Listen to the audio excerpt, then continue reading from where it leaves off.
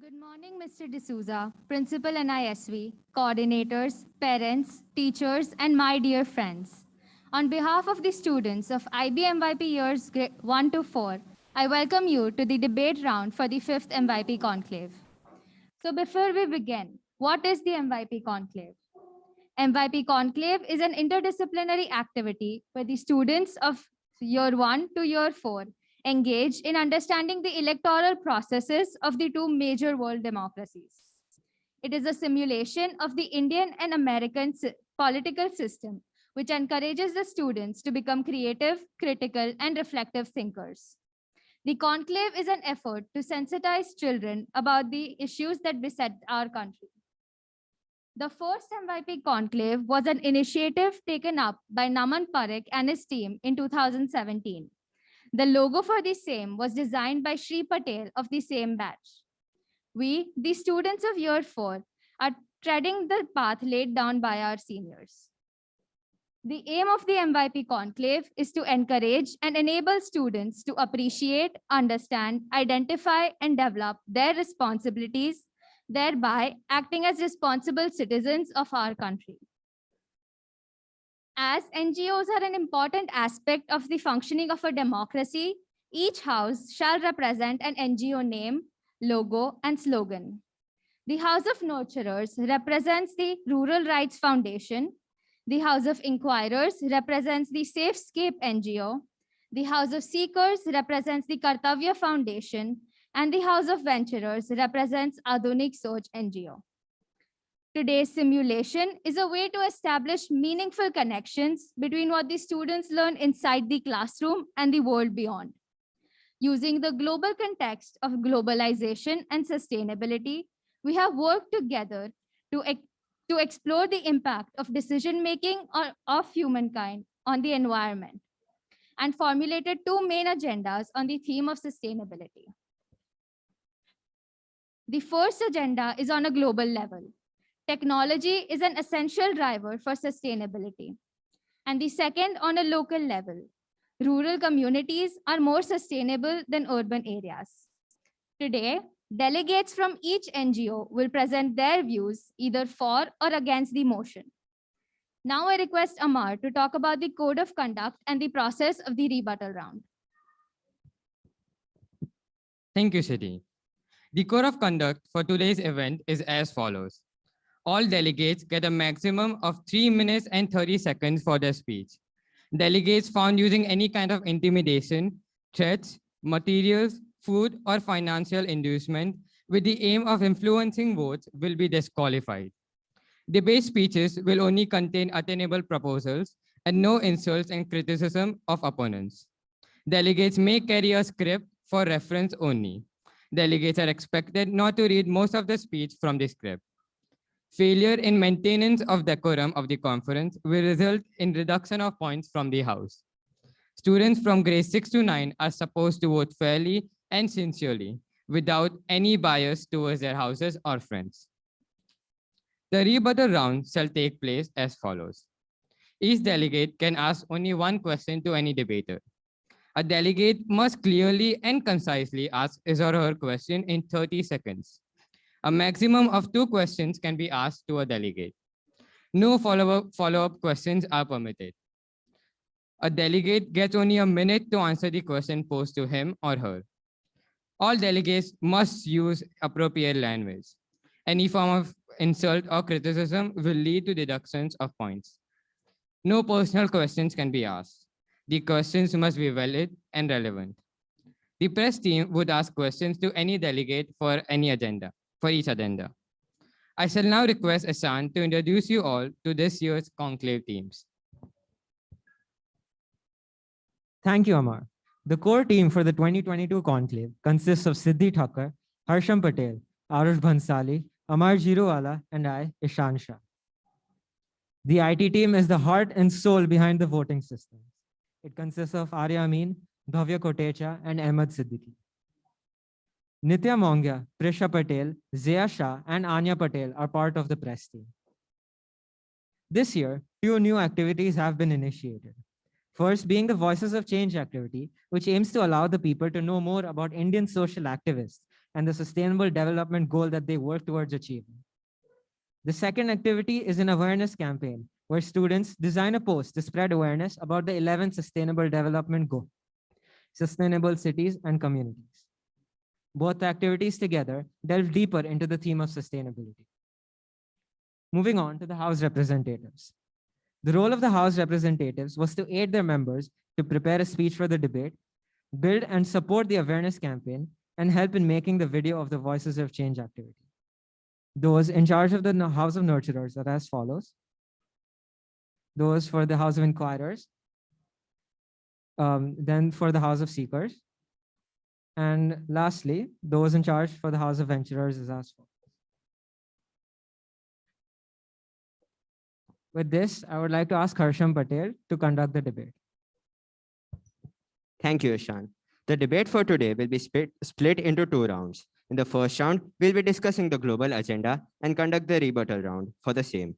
In the second round, the delegates will be presenting their views on the local agenda.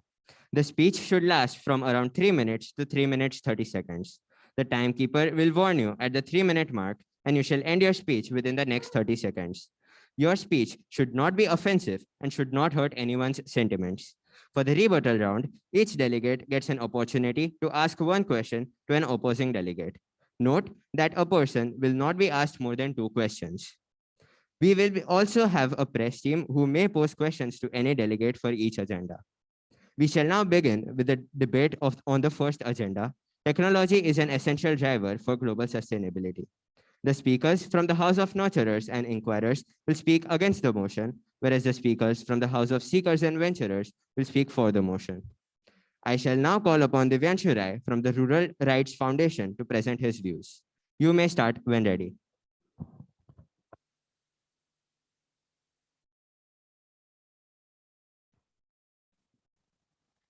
As it is said, the world is a small place to live in and care for. 1 pair of hands, mind, and heart is all needed to save what our intervention has caused. Good morning, dear teachers and friends. Today, I, Divyanshu Rai from the House of Nurturers, will be speaking against the motion, technology is an essential driver for global sustainability.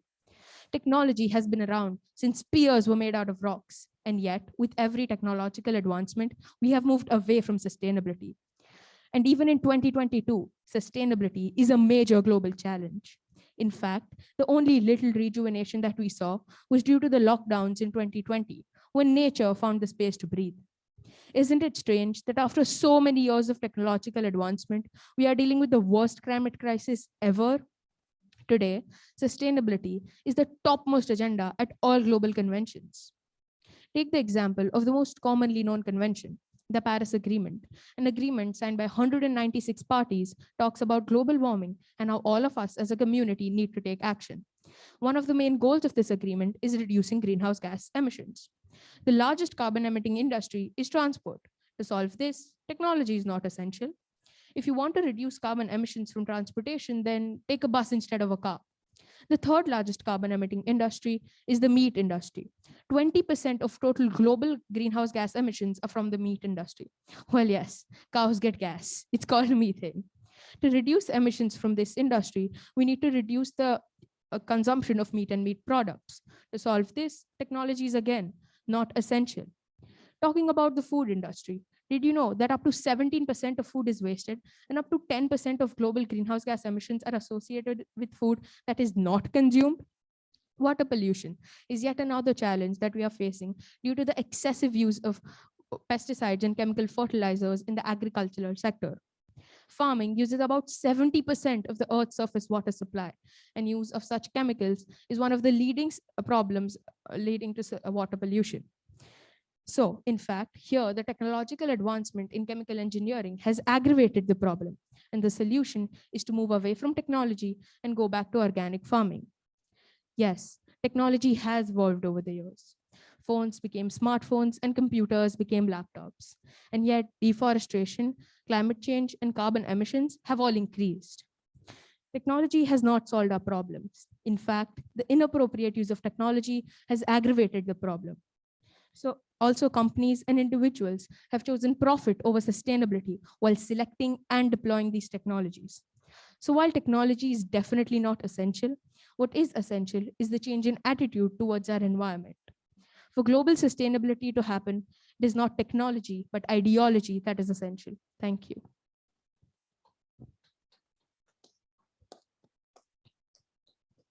I shall now call upon Tara Shah from Safescapes NGO to present her views. You may start when ready. It's consuming us, it's controlling us, it's destroying us. Anything we do, whether it's solving a math equation or shopping, we just need technology for it, right? Wrong. We don't need it. I'm sorry to say, but we've just become too dependent.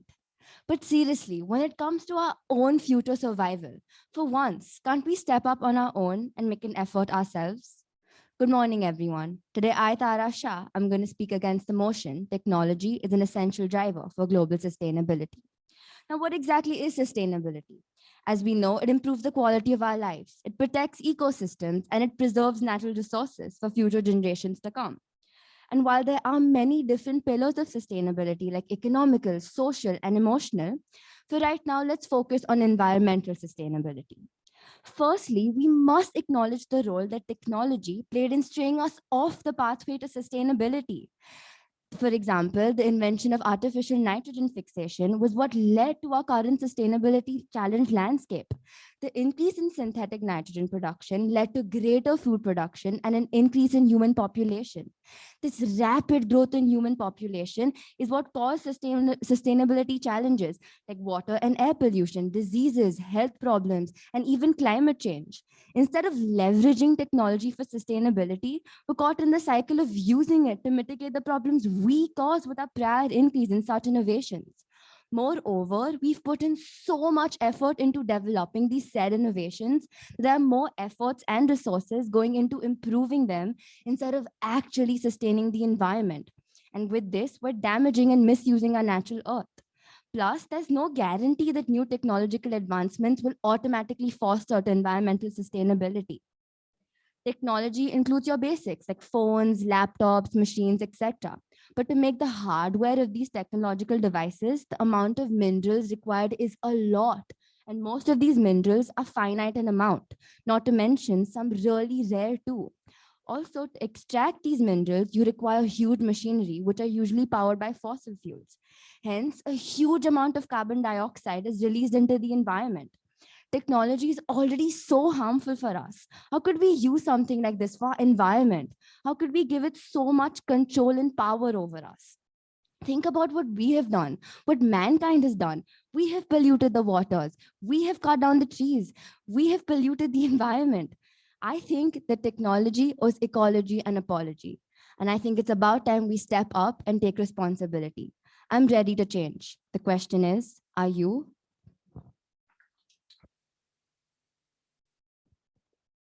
Thank you for presenting your views, Delegate. I shall now call upon Dhruvik Nair from the Kartavya Foundation to present his views. You may start when ready. 70% of sustainable targets set by the United Nations could be fulfilled by new technology applications. Good morning to all present here. Today, I, Dhruvik Nair, shall be speaking for the use of technology as an essential driver for global sustainability. Technology, the use of knowledge to increase the effectiveness of our work. Is it good? Yes, increasing the effectiveness of our work can lead us to save our most precious resource, time. We can also increase the output of our work with technology. For example, if we want to make grading of tests faster, we can use different software applications. According to cyberstates, 557,000 firms related to technology have been made, giving jobs to citizens, decreasing the poverty ratio. Furthermore, according to The Guardian, petrol and diesel cars won't be sold in the UK after the year 2032, leading the way for more sustainable solutions such as solar electric cars. Moreover, technology helps us in reducing carbon emissions in many industries that play a drastic role in today's world, such as building and infrastructure. According to research done by World Green Building Council, 39% of global carbon emissions are caused due to buildings. Out of that 39%, 11% is just done during the construction of the building. On the other hand, technology has a solution for this. By using different technologies such as BIM or building information modeling, we can We can reduce rework, energy consumption, and materials used such as wood, and also, most importantly, time. What about environment? Some of you may be wondering. Well, technology has a solution for this. Uh, Many innovative technologies have been made to help our environment. The primary one is the accumulation of renewable energy sources. Using solar panels, wind turbines, and similar devices, we can help our environment and by accumulating energy from it, which can then be used for lighting, cleaning, and charging our electric cars, which help in reducing our carbon emissions, as previously mentioned. As a result, renewable energy sources have become the second largest producer of power, surpassing coal. To summarize, technology is critical for our species' survival. It allows us to finish more work in less time. Consider the various construction tools and how much they aid us in the constructions. It also helps us reduce carbon emissions by allowing us to visualize things we want to make. As a result, it is required for global sustainability. Thank you.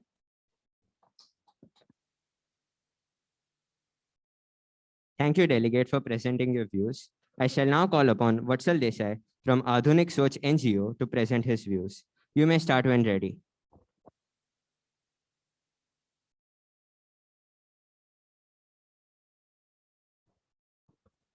We all know what happened to Japan in 1945, after which the chances of Japan to even return to its former stature were dim.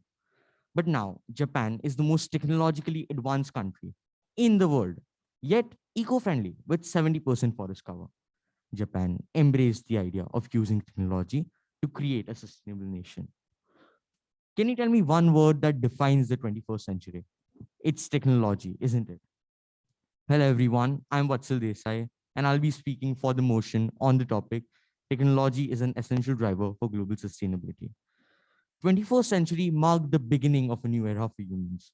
We have come a long way, quite literally, from the first car that had 3 wheels and could do 16 kilometers an hour to the Parker Solar Probe that is traveling at 163 kilometers per second. Technology helps us do that. Every new advancement we make helps us solve problems ahead of us faster, exponentially increasing our rate of growth. Getting back to sustainability, which a probe flying at 163 kilometers per second is certainly not. Any tool that we use to attain sustainability must possess 2 essential qualities. One, the ability to solve problems of diverse fields and magnitude. And second, the ability to improve itself over and over in order to solve problems of any difficulty. Technology fits into those shoes as if they were tailored for it. Technology has no saturation point. One could use advancements previously made to find effective solutions to new age problems. But why is technology a necessity? Well, because what we do in the next 3 or 4 decades will define where we stand in the next century. Problems like climate change will make or break us as species. And spending time on solutions that are not sustainable is not utilizing it, but wasting it. And technology is the tool that will help us accelerate our progress in creating a sustainable future. Tools like AI will help us find effective solutions to a problem, while AR or VR will help us in visualizing the cause and effects of the problem and save the time that we spend on making models to represent the situation. Moreover, new technologies like metaverse will help us in virtualizing stores without affecting their accessibility. Saving up space and giving that space to solar panels, we can accelerate our shift to renewable power, which will prove to be instrumental for a sustainable world. Now, I'd like to conclude my speech by saying that the key to our success lies in the ashes of our failures. Technology used unmindfully caused problems like climate change, and one could only make a sustainable future and restore balance by using it for a sustainable world. Thank you. Thank you for presenting your views, Delegate. We shall now start the rebuttal round. I would like to remind all the delegates that each one can ask a question and a delegate should not be asked more than 2 questions during this round. Mention who you are posing the question to, and no follow-up questions are permitted. If a delegate doesn't wish to ask a question, they may inform us as soon as they get their turn. The delegate has 30 seconds to pose a question and 1 minute to reply. I would like to request the delegate from the Rural Right Foundation to pose their question. My question is to Vatsal Desai from the House of Venturers. Vatsal, you say technology is really essential, but a typical laptop or phone contains toxic metals such as arsenic. When these toxic substances end up in landfills, they pollute the groundwater around them. Wouldn't you say that this decreases sustainability?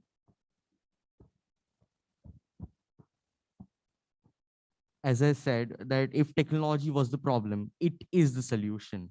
Right now, there is R&D being done, and there are laptops that do not contain such toxic chemicals, and there are way better methods of disposal than using landfills now.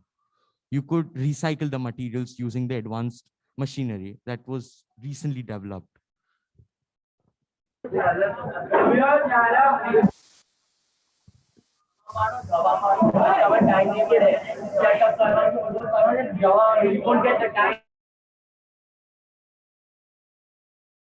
Thank you, delegates. I would like to request the delegate from Safescapes NGO to pose their question.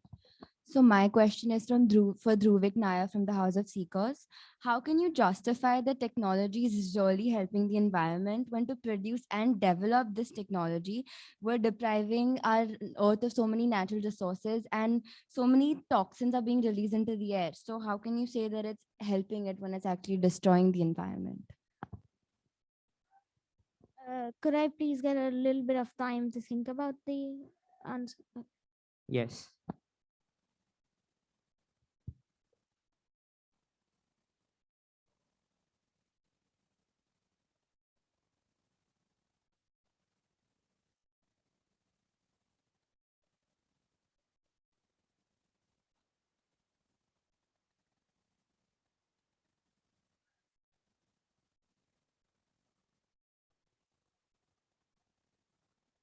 Delegate, you may answer now.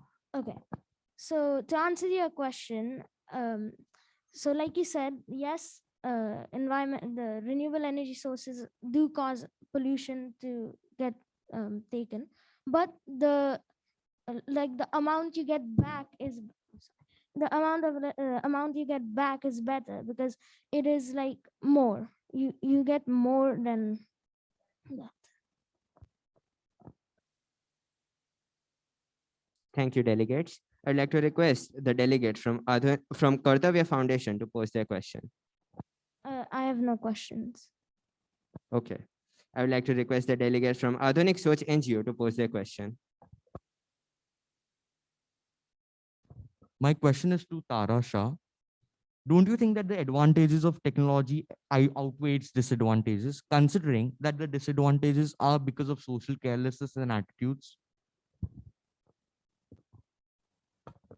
See, I'm not disagreeing. There are a lot of advantages, but with these advantages, the disadvantages are being caused because if you want to create the technological advancements to sustain the environment, think about how much pollution it is causing. Think about how many disadvantages the advantages are causing. Thank you, delegates. I would now like to request the press team to pose their questions.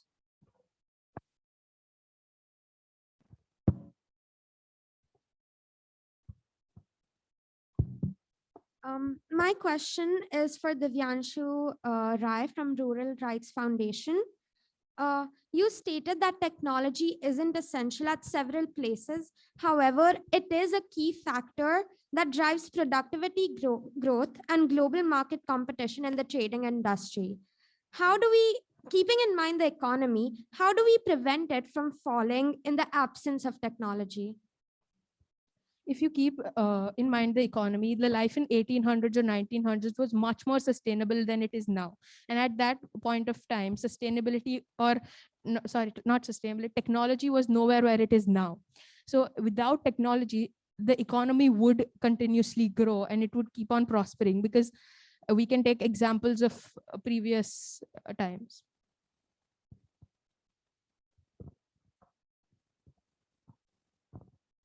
Dhruvik Nair, my question is for you. According to a study carried out by the World Economic Forum, it is observed that digital technologies contribute between 1.4 to 5.9% of global gas greenhouse emissions, and its energy consumption is increasing by 9% a year. How can you justify the positive effect of technological advancements when they prove to be exceedingly detrimental to our world? Like I mentioned in my speech, at one point, I mentioned the technology of BIM. So it helps in reducing rework. And like I said, it also helps in reducing energy consumption, because then you don't need to actually like use many materials and then use energy to actually use those materials. And also there's other examples shown. Thank you, delegates. Requesting Siddhi to take over to conduct the debate for the local agenda. We shall now begin with the debate on the second agenda. Rural communities are more sustainable than urban areas. The speakers from the House of Nurturers and Inquirers will be speaking for the motion, whereas the speakers from the House of Seekers and Venturers will be speaking against the motion. I shall now call upon Os Modi from the Rural Rights Foundation to present her views. You may start when you are ready. The feeling of finally breathing fresh air, the smell of freshly cut grass, away from the hustle and bustle of an urban city. Good morning, judges and audience. Today, I, Os Modi, from the House of Nurturers, am going for the motion, rural areas are more sustainable than urban areas. Let me ask you a question. What makes a place sustainable? Oxford Dictionary defines sustainability as the ability to be maintained at a certain level. And the question arises, which could be maintained easier? An urban area with a higher population density, meaning more wants and more needs, or a lesser populated rural area? A higher population demands more resources, leaving fewer resources for our future generations. Urban areas also have a high waste generation. As of 2020, 147,613 metric tons of waste were produced in India only. Rural areas are known for producing and providing urban areas with food, water, vegetation, and raw material. They also produce biodegradable waste. Rural life provides flexibility for individuals to make their own choices. Rural areas also have a minimized ecological footprint.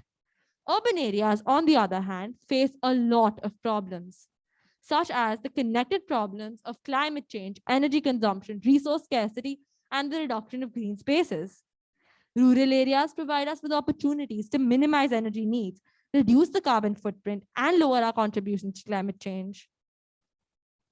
Urban areas also claim to be efficient in terms of transport. For example, half the population in a city walks to work, either by choice or due to poverty. The other half of the city drives to work or takes up public transport. This consumes a lot of petrol and diesel, both of which are non-renewable resources. New York, one of the world's largest cities, hosts Manhattan, one of the world's greenest cities. A survey taken by the New Yorker shows that 56% of New York residents drive to work. New York also has a long commute time, 35 minutes on average, consuming a lot of petrol and diesel. Urban areas also produce a lot of pollution due to the vast use of vehicles, electricity, and developed factories. Rural areas, on the other hand, produce less pollution compared to urban areas due to lesser vehicles, lesser factories, and lower population density. The FAO creates a sustainable diet for the present and future generations, offers steady and sustainable jobs, and reduces the vulnerability of the farming sector. Urban areas have a scarcity for land and resources. Rural areas produce their own basic necessities and have an abundance of land available. In conclusion, rural areas are more sustainable than urban areas because rural areas cause lesser amounts of pollution, have limited needs and wants, and don't consume as many resources as urban areas. Thank you. Thank you for presenting your views, delegate.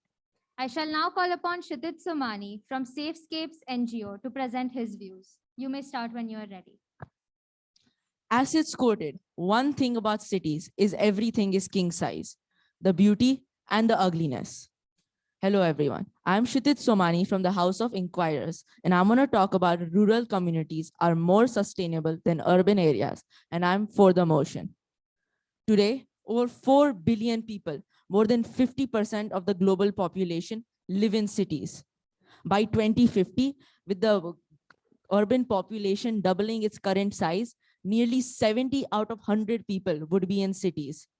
Widening income gaps, worsening pollution, and aging buildings and bridges are all telltale signs that today's cities are struggling to keep up with city dwellers' growing dream for a sustainable, prosperous future.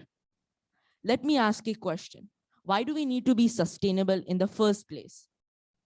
The reason is, in current times, with numerous issues that pose a threat to humanity, being sustainable is the only way to counter them. Yes, there are serious issues for urban areas, especially in both the urban developed and developing world. Given the interrelated problems of climate change, energy, and resource scarcity. While on the other side, rural areas may not be economically strong, but they may not have these issues vis-a-vis urban areas. Friends, to add on to that, urban areas pollute at a high rate because of massive industries and transportation, thereby contributing to climate change and global warming, two of the biggest problems globally, which only makes urban areas more unsustainable.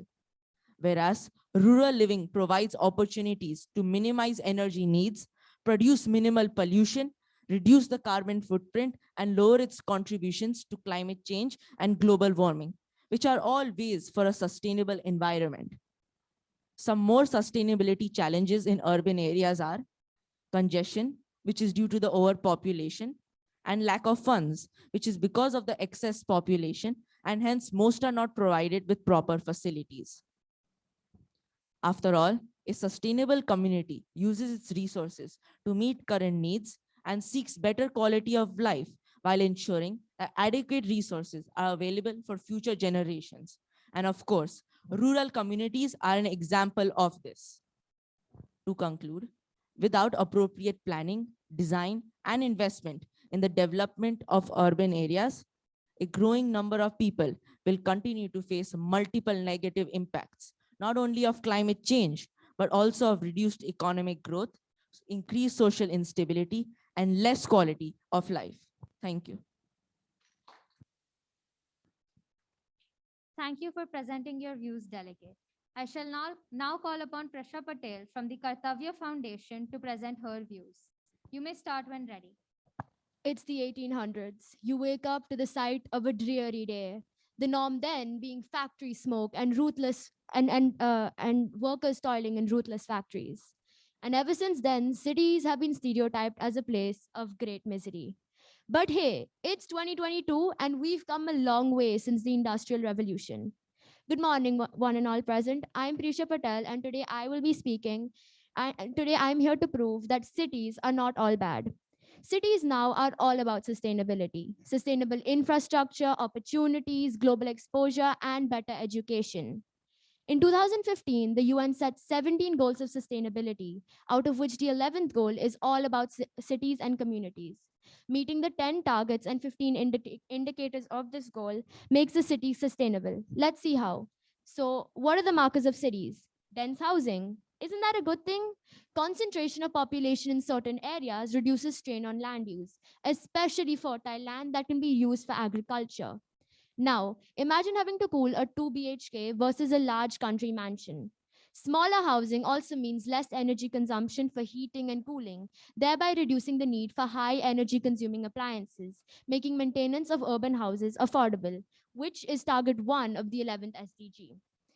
Involving latest research and technology in planning and designing, that is planting trees and leaving open spaces for plants and for parks and play areas, makes cities environmentally friendly, which is target 7 of the 11th SDG. Even the sewage systems in cities are centralized and controlled versus the patchy, unreliable sewages in patchy, unreliable systems in villages where people are mostly defecating in the open. In India, untreated sewage is the leading polluter of water sources too, causing a host of diseases like diarrhea. This, according to the SSIR, kills 350,000 Indian children every year. Can we take a moment to consider how disturbing this is? 350,000 children a year. Not only that, but it also causes an abundance of agricultural contamination and environmental degradation. Advancements in technology have also helped cities use natural resources effectively, thereby reducing their environmental impact and making urbanization sustainable, reflecting target 9, 6, and 3 of the 11th SDG. A good example of this is the installation of solar panels along the Branch Canal in Vadodara, which can produce 1.6 million units of clean electricity per year. City dwellings also reduce pollution, as most people use the public transport systems or walk to their work or school. And that's target 2 and 6 of the 11th SDG.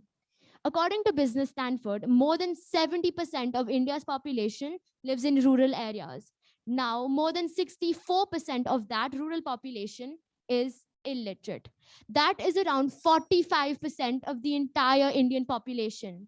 Just imagine the benefits the country would endure if half of its population became highly educated and skilled. More professionals for sustainable planning and development at rural, urban, national, or global level. Rural areas may have their own attractions and benefits, but truthfully speaking, there are much higher chances of urban areas sustaining the increasing demands of the ever evolving population. Thank you. Thank you for presenting your views, delegate. I shall now call upon Naisha Patel from Adhunik Soch NGO to present her views. You may start when you are ready.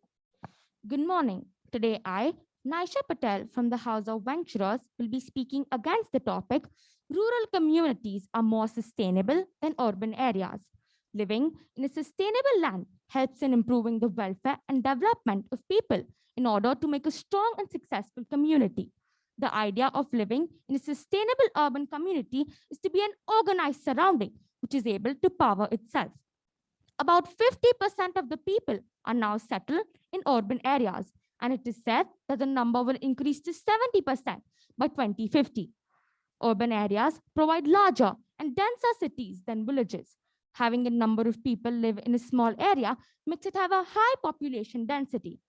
Denser cities are seedbeds of innovation and productivity improvement, which increases the sustainability of the city. The strongest advantages urban areas have is that they provide multinational companies, corporate houses, multi-specialty hospitals, and international education.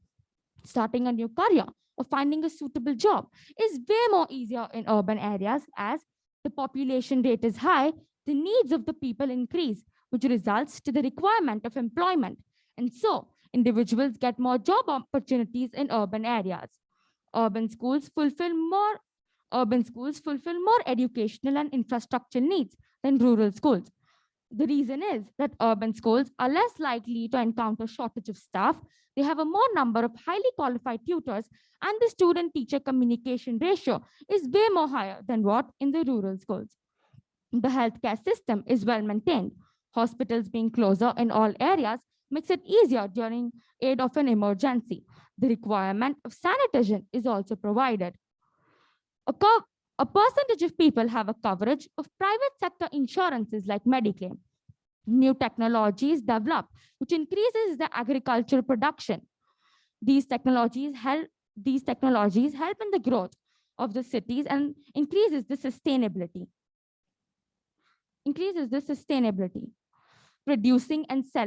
Producing and selling more fresh food within the urban areas itself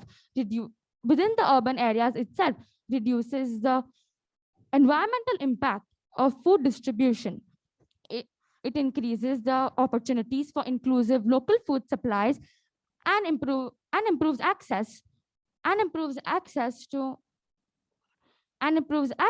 nutritious food, for example, through farmers' market.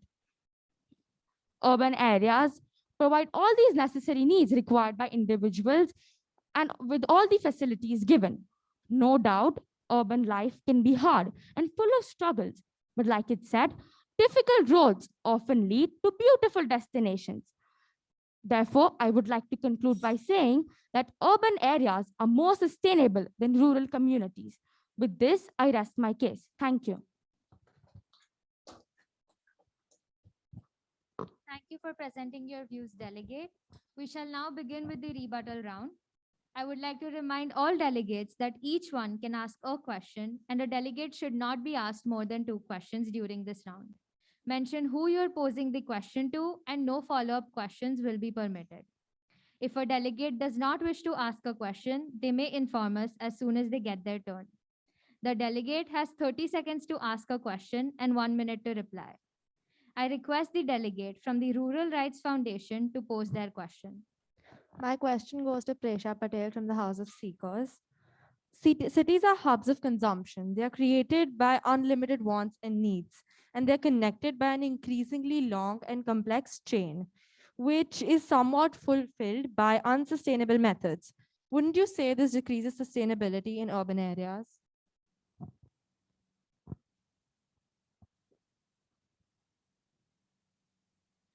Firstly, there are many alternatives to unsustainable methods. For example, electric cars have recently been invented. In your speech, you mentioned about fossil fuels, but like slowly, people are starting to use electric cars. And for example, solar panels. So not all activities in cities are sustainable, are unsustainable, and in rural areas comparatively, these new technologies are not prominently available. So comparatively, cities have that advantage of sustainable technologies. I hope that answers your question. I now request the delegate from Safescapes NGO to pose their question. My question is to Naisha Patel of Venturers. As we all know, in all the cities, that the population of urban areas are increasing at a rapid rate. And as you mentioned in your speech, the demand of resources is also increasing. So don't you feel this will affect the sustainability of urban areas heavily? I mean, there'll be a high demand of various resources like transportation, food, housing, and all these will contribute to greenhouse gases. What do you say?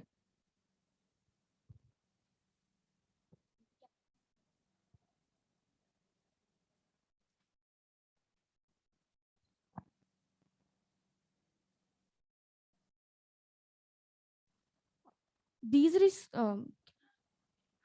resources are being reused and recycled nowadays. We can see that garbage which can be recycled is being put in landfills and it's converted to manures. So when those manures, they release methane gas, which can also be used in electricity. And this manure is also used in agricultural areas. So I think that with the land, with the population increasing, we also have these resources and these new ideas which are coming up, which can also increase the more amount of resources. Thank you, delegates. I now request the delegate from Kartavya Foundation to pose their question. My question is to Os Modi. So complicated emergencies cannot be cured without proper health care. In times of emergencies, families living in rural areas would not be able to easily access healthcare due to its unavailability. Even if they are able to access healthcare, chances of survival for the patient are limited due to rural areas' poor healthcare systems. How is this promoting sustainability?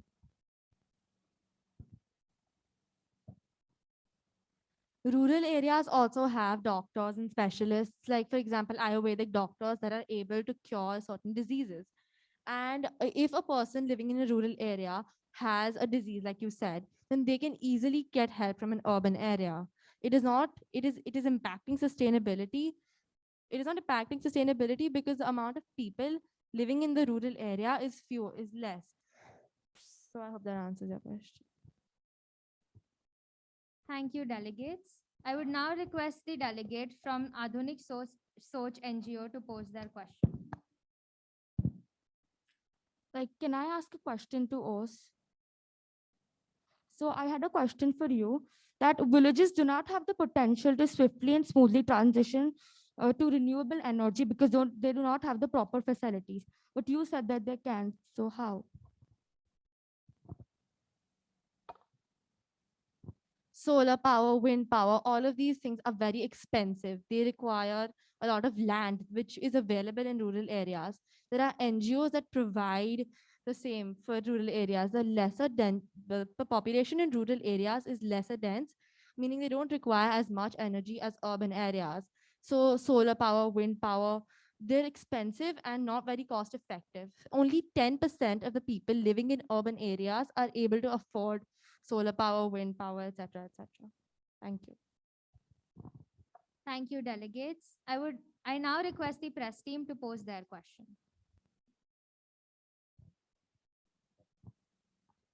My question is for Presha Patel.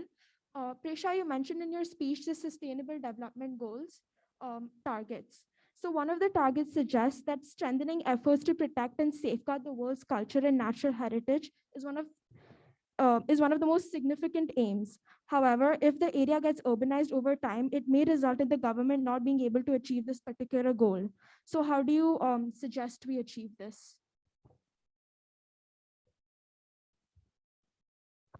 Even if we observe cities like Jaipur, they are quite urbanized while they're also preserving their cultural heritage. So it is possible, even in Vadodara, like the city palace, it is being preserved. So urbanization is being like monitored, so it doesn't overpower the overpower cultural heritage, but it still is urbanized.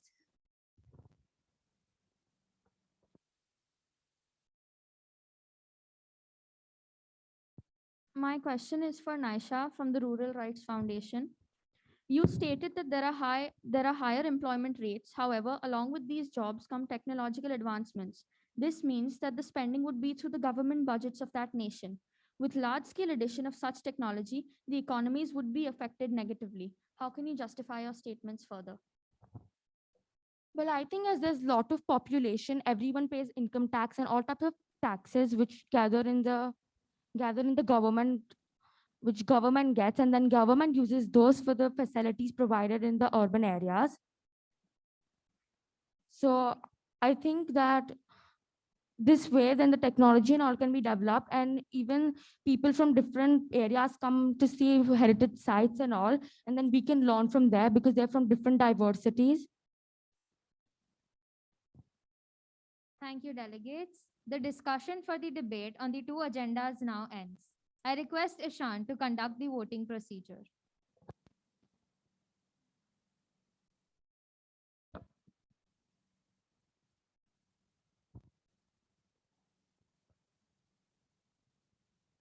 After listening to all of these wonderful speeches, it's the time to vote now.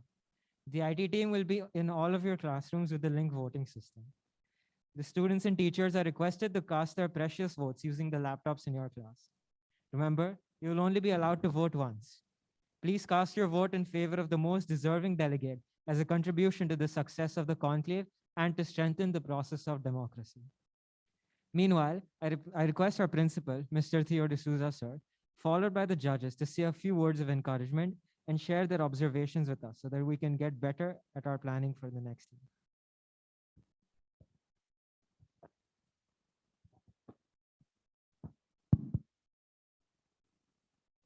Yeah, good morning, everyone. I will continue the tradition of sitting down since you were all sitting down during your speeches.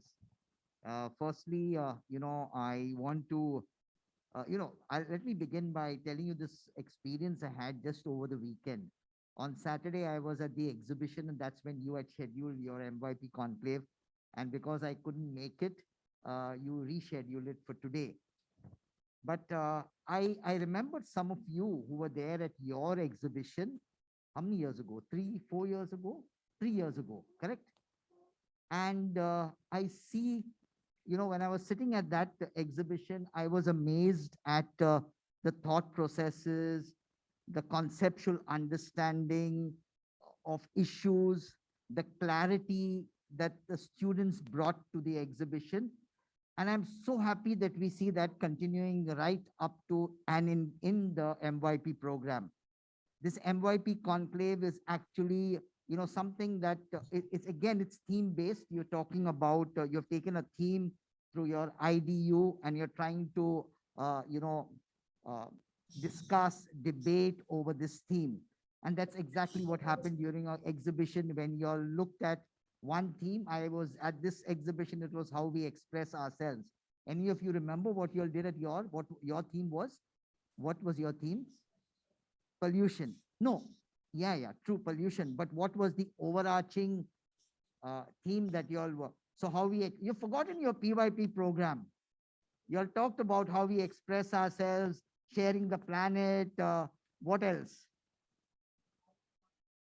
Yeah, so exactly. So under how we express ourselves, they are taken 14 themes. You all did it on one theme. So we have come some way from that time onwards. But it's amazing. What I want to say, it's amazing. And hats off to the core team, yeah, for putting this together and having this debate, because these are very current issues. We are in at this point of time, we are in elections. You're aware that elections are happening in our country. There are about half a dozen states that have gone to the election, and you can see what our leaders are talking about. Not that I want to delve into politics, but these are issues that we should be talking about. Sustainability, technology, the pros and the cons of all of this. This is what we should be talking. So I'm so happy. At least I'm happy that we are in good hands. You are people who understand, who have some clarity in thought. And I hope you take this forward, because that is what education is all about. Education is about, being excellent in mathematics and science and all of that. But it is more about all of this, to be able to debate, discuss, understand current issues, relate them to your own life and to the lives of people. So hats off. Once again, congratulations to the team. Sri Lakshmi ma'am, great job with you and your mentors. I'm sure there must have been mentor teachers who must have facilitated the process. Again, thank you and congratulations to these teachers and you for having put this in place. And last but not the least, all the participants. I mean, I mentioned this before. It has been great. One thing that I missed, and I found that in one person, you're talking about sustainability. There's only one person that talked about the 21st century, the sustainability SDGs. Only one person that I was looking forward to mentioning, you actually calling out. Prisha, well done. I'm not voting, so it's all right. I hope the voting is done, but again, I don't know how many of you know the Sustainable Development Goals. How many of you know the 17 goals? No? Do you all? So it's very important to understand that, because in all the goals, let me tell you, the world is behind in all those goals. Yeah, we are talking about hunger, eradication of poverty, hunger, education for all, equality. We are talking about sustainable cities, that the topic was one of the topics was about. We are talking about, finally, I remember the 17th one. You remember what the 17th one was? Yeah? No. The 17th one was about partnerships. And they are saying we cannot achieve any of these SDGs if we don't come together, if we don't collaborate. That is a very important. Unfortunately, we are hardly collaborating.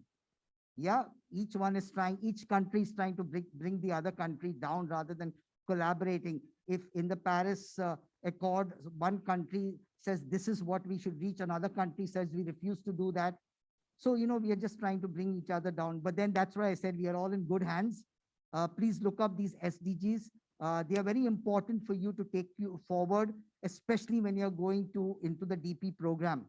You will be through your papers. If you want to do your assignments later on, you'll have to talk about some of these things.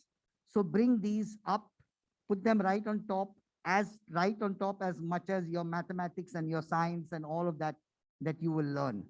So once again, congratulations to all of you. I'm not bothered about who the winner is. I think all of you are winners. Thanks to the press team for the lovely questions you all put. And finally, to the judges, you've done some of the judgment, but finally it will be the students that will vote, I guess. Yeah, but still your judgment counts. I'm sure it would have been a difficult task for you. And to our IT team also, led by some of the teachers, great job done. Yeah, we have got a nice camera over there that moves around now. Came a little late in. So anyway, all in all, Thank you for inviting me to be present over here.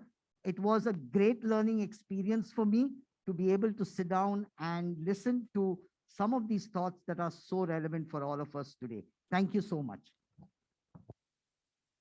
By now, I've given them enough of time.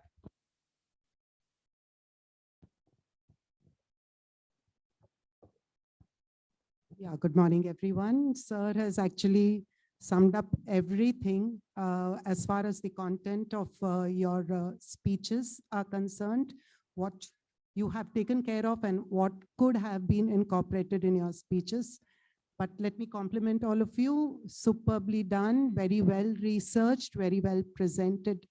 Just one word for future debates.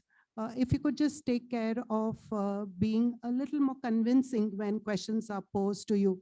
Your refutation, argumentation, everything was really good, but a little more finesse is required when it comes to giving convincing answers, okay? Some of the questions posed also seemed a bit sort of stage managed. You had come prepared to pose that questions, and some of the responses also seemed as if you had come prepared. So let it seem more natural, and that will come with a little more research. Otherwise, everything else was superb. A little more focus on a dramatic opening to engage the audience, and summing it up with a very good quote to again hit home your point. Yeah, thank you. Can you hear me clearly?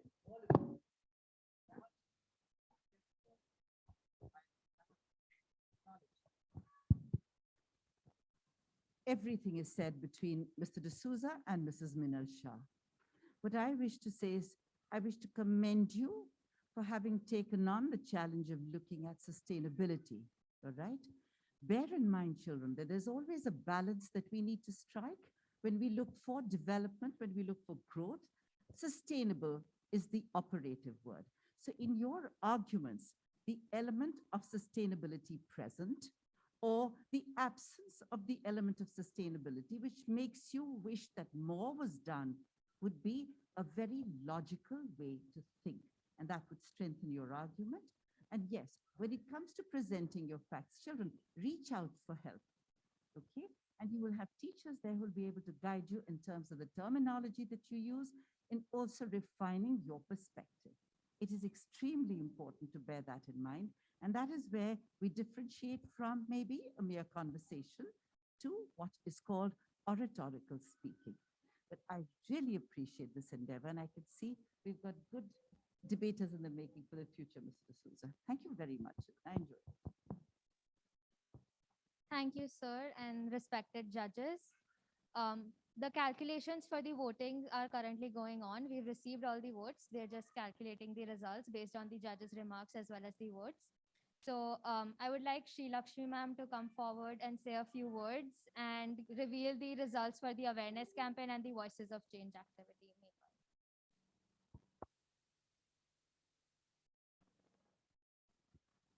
Good morning. Like everything has been said about your debate, the way you have all been well prepared. So you should also thank your house leaders who've helped you with this.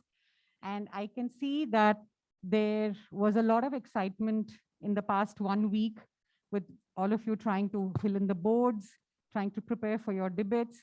And the core team has been really working very hard, keeping in touch with the mentors and the teachers and me till around midnight every day. So hats off to the core team for pulling it off. A good job done. So I have with me the winners of the earlier activities which were conducted through the week. We had an awareness campaign, and we also had Voices of Change, an activity which was conducted. So there has been tough competition amongst the 4 houses, and I have the results with me.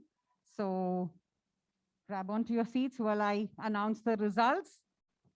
In the awareness campaign, apart from the house which has secured the first place, there was very tough competition of just 1 mark difference in the last 3 houses, the second, third, and the 4th positions. So in the 4th position in the awareness campaign, we have the House of Enquirers. In the 3rd position, we have the House of Seekers. In the second position, we have the House of Venturers. Remember that these three houses were having a tough competition with just a 1 mark difference between each of them. But the House of Nurturers really took the cherry of the cake, and they have secured very good points. And so the Nurturers win the first place in the awareness campaign. Well done. In the activity of Voices of Change, again, there was very tough competition for the first and the second position. Again, a difference of just 1 mark. So the fourth position in the Voices of Change goes to Venturers. Third position to Enquirers, the House of Enquirers. Second position to the House of Nurturers. And the first position to the House of Seekers. So well done to all the participants. And I again congratulate the House leaders for having guided all of you and the co-team again. So congratulations. Do you have the results of the debate? They're just coming? All right. Okay. Co-team, would you like to share your experience? This is the first time you were doing something like this. So firstly, because of the online and offline hybrid thing, there was a lot of planning that went into it. So we started 2 week prior to the main debate. But since there were a lot of changes, there was a lot of things going on. But I especially thank Sri Lakshmi ma'am, Dipanita ma'am, and Divya ma'am for helping us and guiding us through everything. We were actually very stressed in the end. But thank you so much, ma'am, for helping us. Also, sir, I'm glad you brought this up. So about the 17 sustainable development goals, the core team has already put up a board near Sri Lakshmi ma'am's office that shows all 17 of those sustainable development goals. And there are 2 boards outside of 9B that talk about sustainability. And right outside of here, there is a board that talks about the Indian social activists. Thank you.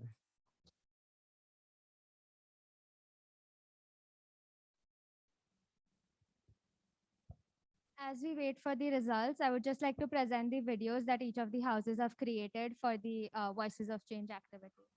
Just 2 minutes and they will.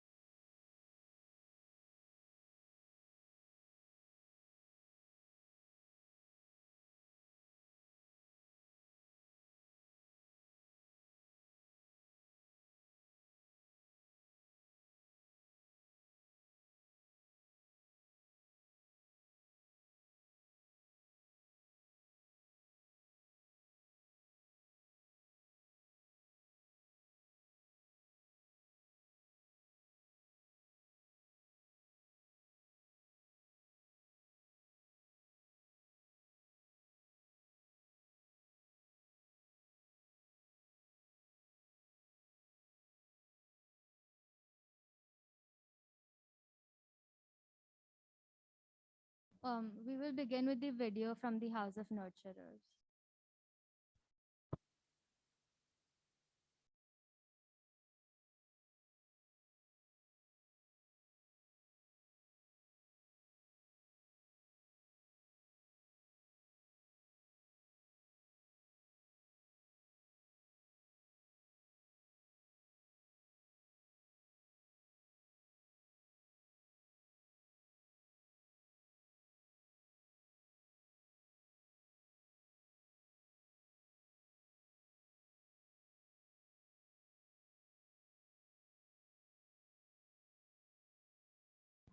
Was this audible without the mic?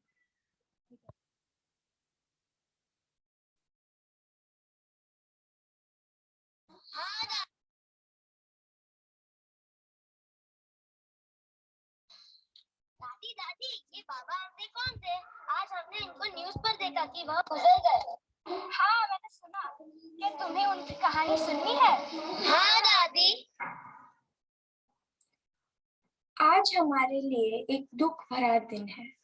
आज आनंदवन में बाबा आमटे हमारे देश के सबसे बड़े social activist गुजर गए। उन्होंने अपनी पूरी जिंदगी में गरीब और शक्तिहीन लोगों की मदद की है, especially those who suffered from leprosy. Oh no दादी, आपको उनके बारे में इतना सारा कैसे पता? मानो या ना मानो, मैं खुद एक लेप्रोसी पेशेंट थी।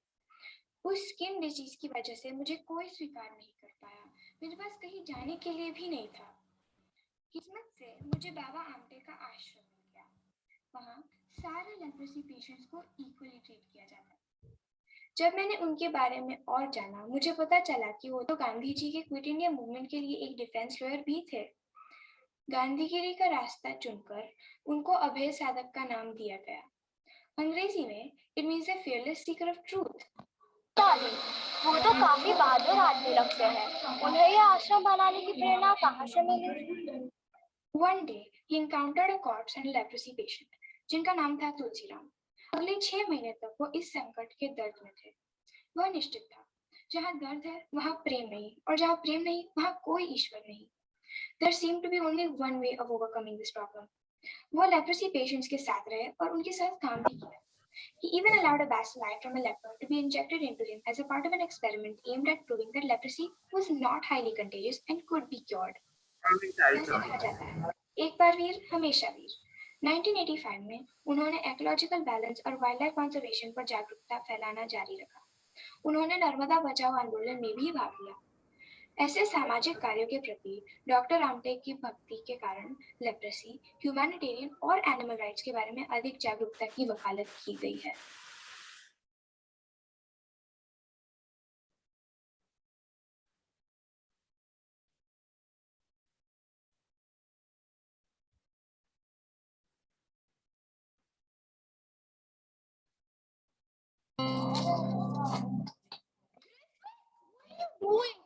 Don't damage the trees. They're an essential part of the environment, and without them, the plant wouldn't even be the same today. We should thank all those brave heroes of our nation who sacrificed their whole lives towards protecting these trees.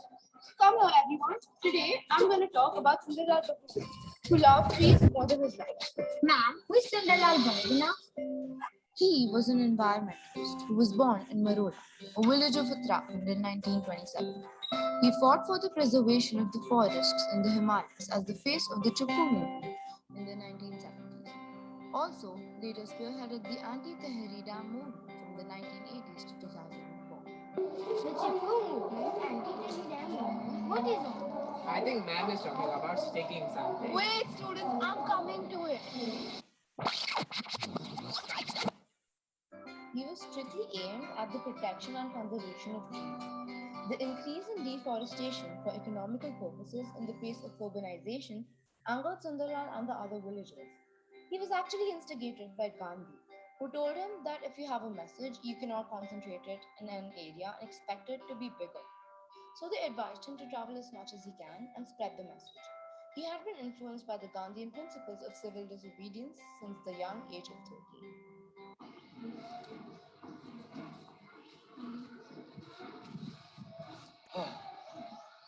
मैं पेड़ों के संरक्षण के लिए कदम उठाना चाहता हूँ और देश की जनता को जागरूक करना चाहता हूँ ताकि पेड़ बच सके और जिससे हमारे हिमालय की सुंदर पहाड़ियाँ बच पाए। इसी तरह पेड़ों को अपना आवरण देते हुए तुम अपने स्नेह तथा उनके प्रति सुरक्षित अभाव प्रदर्शित कर सकते हो।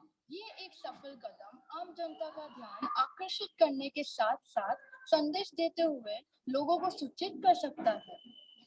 किंतु ये संदेश सबके साथ कैसे पहुंचाया जा सकता है? तुम एक ऐसी यात्रा शुरू कर सकते हो जहां तुम अपने पैरों के बल पर एक गांव से दूसरे गांव जाते हो, पेड़ों को गले लगाते हो और साथ ही साथ गांव की प्रजा को भी करने का निवेदन करते हो। गांव में रहने वाली महिलाएं इस कार्य में महत्वपूर्ण हिस्सा निभा सकती है। अपनी लालसा पहले उन्हें बताओ और वही इस कदम का साक्षात्कार दुनिया से करवाएंगी।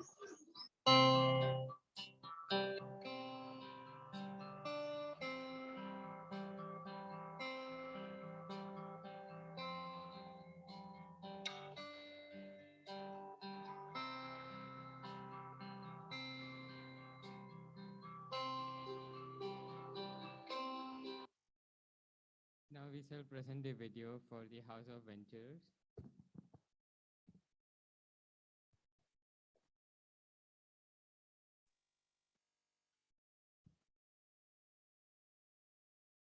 Medha Patkar, my beloved daughter, is a well-known social activist in India. She completed her MA in social work. She left PhD in myth and got actively involved in the agitations conducted by tribals and peasants of Maharashtra, Madhya Pradesh, and Gujarat. This paved the way for the formation of the organization named Narmada Bachao Andolan. She decided to devote her time for social services from a young age. After 4 years of working for various organizations, she began working for the welfare of Gujarat's tribal districts for 3 years. She became popular in 1985 when she founded the Narmada Bachao Andolan. Medha Patkar has taken part in and supported several mass struggles across India against inequity, non-sustainability, displacement, and injustice in the name of development under the banner of NAPM. She rose to prominence after founding the Narmada Bachao Andolan in 1985 to raise awareness of concerns affecting us, tribals, laborers, farmers, and their families and others living in the Narmada Valley. However, after further protests, Patkar achieved a breakthrough in 1993.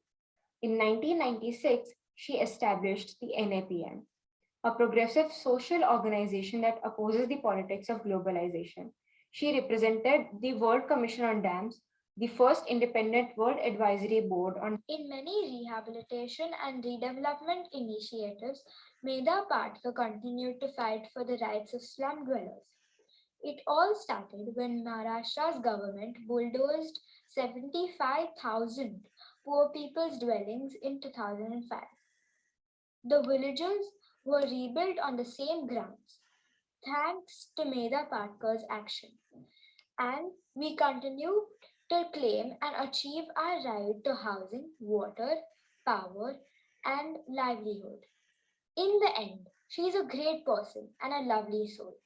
This world needs more people like her. And finally, the House of Inquirers.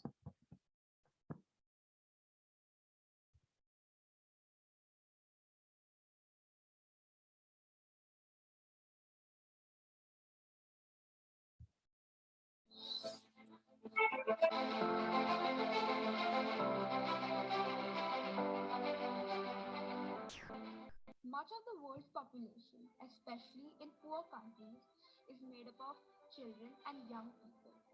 To achieve a peaceful world, it is crucial that the rights of children and young people be respected. Kailash Satyarthi is one of the many social activists campaigning against child labor. Kailash Satyarthi was born on 11 Jan 1954 in Vidisha district, Madhya Pradesh. He has a degree in electrical engineering and also worked as a teacher. He is the founder of Bachpan Bachao Andolan and an activist in a variety of other organizations, campaigning against child labor and the right to education for children.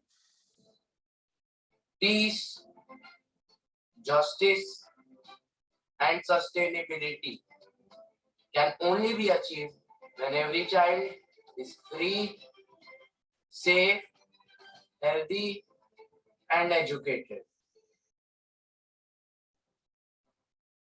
He attended Samrat Ashok Technological Institute in Vidisha, earning a degree in electrical engineering in 1974. Satyarthi then pursued graduate work and taught at the institute for 2 years. The main motive of Kailash Satyarthi is to eliminate all forms of child mistreatment and activities that involve children to perform negative tasks that could lead to various things and injustice. All children should be treated equally, whether they are from a rich family or poor family, and not let them forcefully perform acts of labor.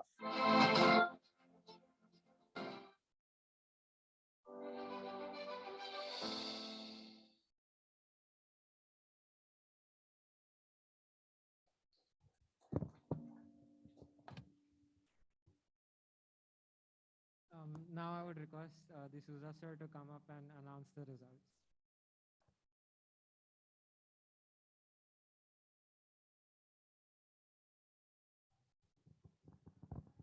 Firstly, I think we missed out an integral part of today's event, and that is all those students in the classrooms. Can we all give them, and all of you students, can you clap for yourselves? I remember this because they have actually voted, so they must have been intently listening to the debaters today. And the debate winners, there are two sets of prizes that I'm supposed to read out. One has to do with the debate winners, so the winners of this debate, the winners of this debate here, and then there are overall winners of the conclave. So the debate winners in the should I go from the fourth or the first? First, from the fourth. Yeah. In the fourth place, we have with 255 points, the House of Seekers. In the third place, with 262 points, we have the House of Venturers. And now for the first two places. Yeah, with 271 points. And the first place with 294 points. Well, with 294 points, right at the top, we have the House of Inquirers. Well, not far behind, the House of Nurturers. But as I said, all of you are winners. Congratulations for all your hard work and the thoughts and your debating skills that you put forward. And now to the overall winners of the conclave. So I suppose this included the videos and everything put together. Yeah, so the overall winners of the conclave, in the fourth place, we have the House of Venturers. In the third place, we have the House of Seekers. Well, and it's back to the Inquirers and the Nurturers. And now I'll read out the second position. In the second place, we have the House of Nurturers. And in the first place, we have the House of the Inquirers. So congratulations again. Yeah, that's all. Thank you so much. Well organized, honestly.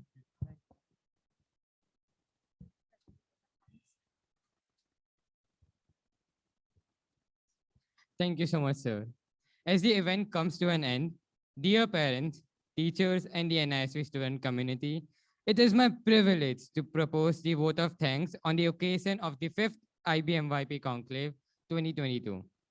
At the outset of your unfailing faith in our ability to push our bonds of learning for self-enrichment and growth, Mr. Theophane D'Souza, Principal NISV, our humble gratitude for the diverse forums you provide for us to widen our horizon.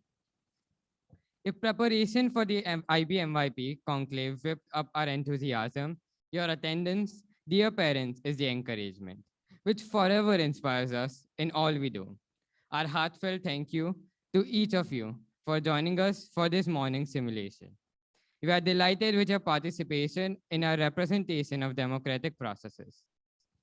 Our coordinator, Ms. Sri Lakshmi Nair, who has been an inspiration and supported us throughout this process, followed by teachers, have been our mentors and guides, leading us by hand to attempt to comprehend the core values of liberty, equality, and fraternity, always mindful of our responsibilities as global citizens. To your inspiration, we pledge our every effort. Our sincere thank you to the IT department for their constant support to ensure the success of our events. Our heartfelt thank you to the housekeeping staff. A very big thank you to the press team for adding the value of the fourth pillar of democracy into our MYP conclave. To the think tank, the students of grade 9 who led from the forefront, cheers to your spirit of clarity, collaboration, and communication in the implementation of the conclave. It was the nurturing of democratic attitudes at best. Dear participants, let this invaluable lesson leave its mark as you evolve into righteous young adults. That brings us to the end of the event. Thank you all for joining us.